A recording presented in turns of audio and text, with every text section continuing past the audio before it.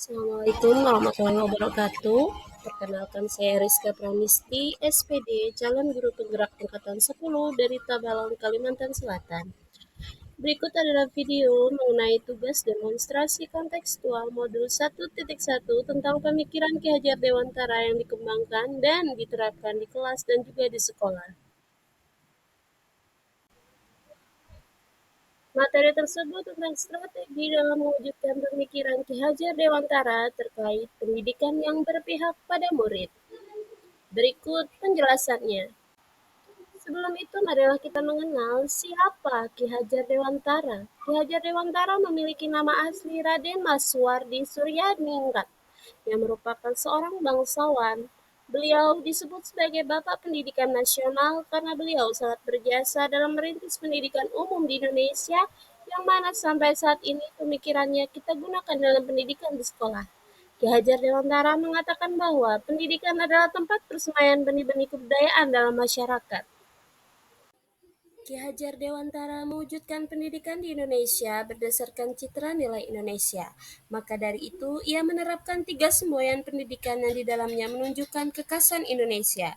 Semboyan pendidikan yang Ki Hajar Dewantara buat melambangkan kekhasan Indonesia dengan arti yang sangat penting dan mendalam. Semboyan tersebut terdiri dari 3 macam, yaitu Ingarso Sing Tulodo, Ingmadio Mangunkarso, Tutwuri Handayani.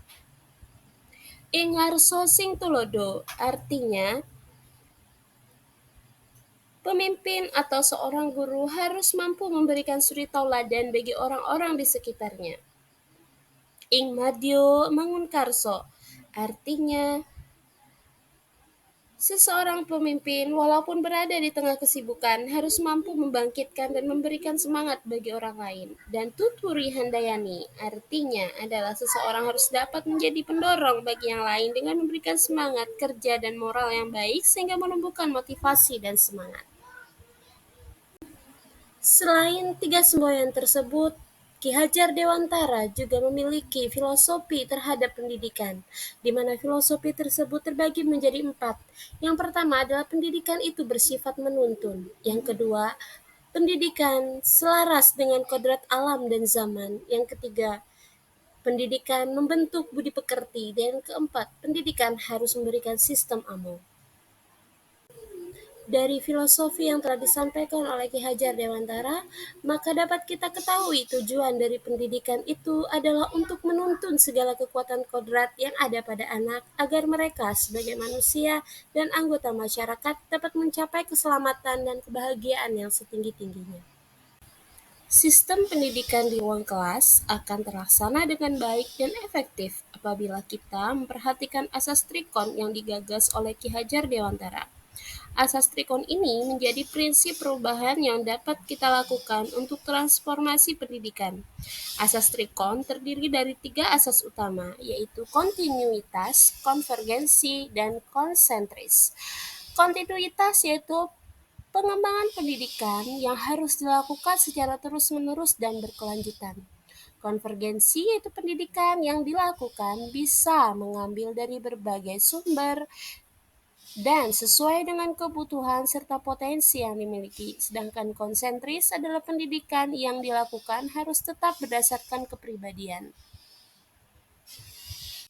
Berdasarkan asas tersebut, maka Ki Hajar Dewantara merumuskan tujuan pendidikan yang berpihak pada murid. Pemikiran Ki Hajar Dewantara mengharuskan pendidikan yang berpihak pada murid, di mana guru harus bisa menuntun murid sesuai dengan kodrat alam dan zaman. Pendidikan yang berpihak pada murid merupakan pendidikan yang menitik beratkan peserta didik sebagai prioritas utama yang harus dilayani, karena setiap anak memiliki kemerdekaan untuk belajar sesuai dengan keinginan dan potensi alami yang terbentuk dalam dirinya. Adapun karakteristik pembelajaran yang berpihak pada murid terdiri dari 5. Yang pertama yaitu manusia merdeka. Artinya, pendidikan harus memberi ruang pada siswa agar anak belajar dengan bebas tanpa adanya tekanan dan bebas mengekspresikan diri sesuai minat dan bakatnya.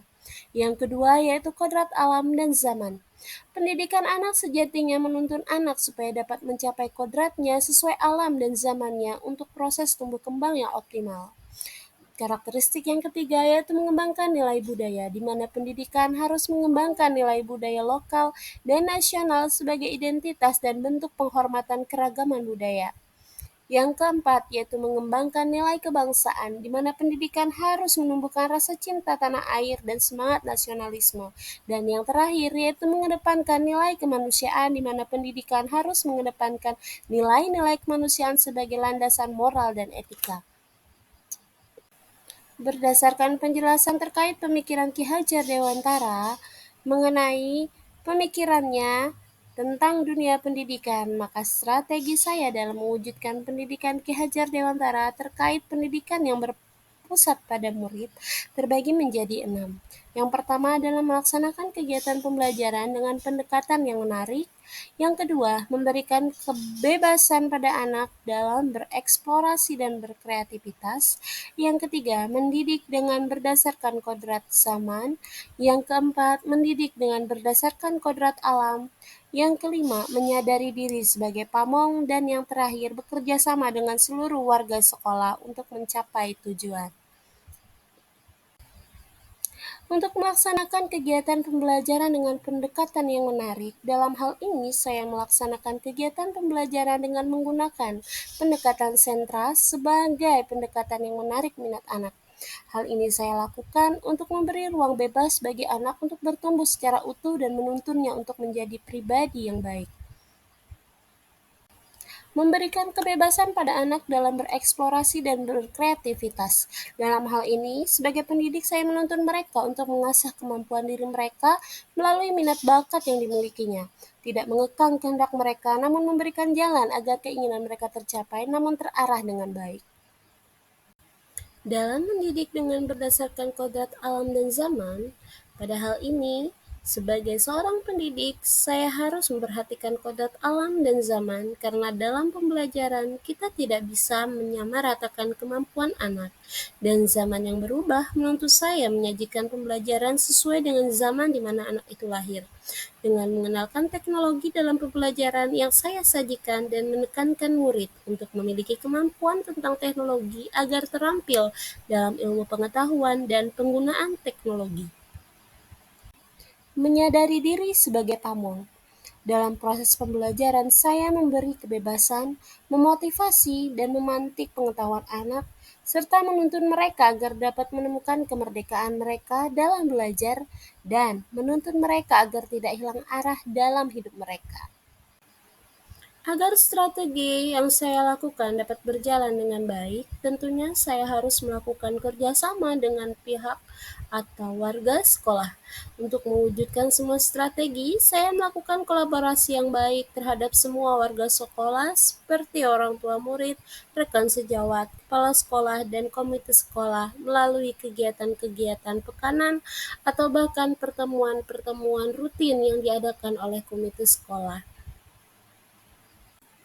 Dalam pengimplementasian strategi tersebut terdapat beberapa tantangan yang saya hadapi, yaitu kompetensi diri yang masih belum memadai, faktor dari peserta didik itu sendiri, dan sarana prasarana yang digunakan.